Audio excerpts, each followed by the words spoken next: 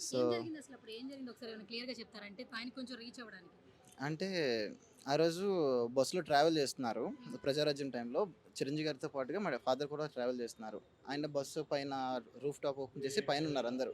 So, అందరూ కిందకి దిగిపోయారు. మా ఫాదర్ ఒక్కరే పైనున్నారు. పైనుండేటప్పటికి ఈ పైన 11 కేవీ వైర్ ఉంది. ఆ వైర్ టచ్ అయితే ఆల్మోస్ట్ బస్సులో ఉన్న వాళ్ళందరూ ఇదై పవ కరెంట్ షాక్ కొట్టేసింది. అలాంటి టైంలో చిరంజీవి గారు "రా తమ్ముడు" అని చెప్పి చేయి పట్టి లాగారు డ్యాడీని కిందకి బస్సులో కూర్చొని. సో, ఆ రోజుకి ఈరోజు మర్చిపోలేం. ఆ రోజు ప్రజారాజ్యం టైంలో డ్యాడీ చిరంజీవి గారికి కూడా నాగలి బహూకరించారప్పుడు. ఓహ్! నాగలి ఇచ్చారు. లైక్ కండువా కప్పారు. లైక్ అది ఇప్పటికి మర్చిపోలేని మూమెంట్. అందుకే ఈ రోజుకి అనుకుంటున్నా చిరంజీవి గారు మా పెదనాన్న అనుకుంటున్నాం మేము. మా ఫ్యామిలీలో ఆయన వల్లే మా ఫ్యామిలీ ఈ రోజుకి హ్యాపీగా ఉంది. ఇంత హ్యాపీగా ఉన్నామంటే చిరంజీవి గారి వల్లే అది. సో, ఆహ్, అన్నయ్య, అన్నయ్య అనాలా లేదంటే పెదనాన్న అనాలా తెలీదు. Very happy birthday. ఇలాంటి బర్త్‌డేస్ ఇంకా చాలా జరుపుకోవాలి.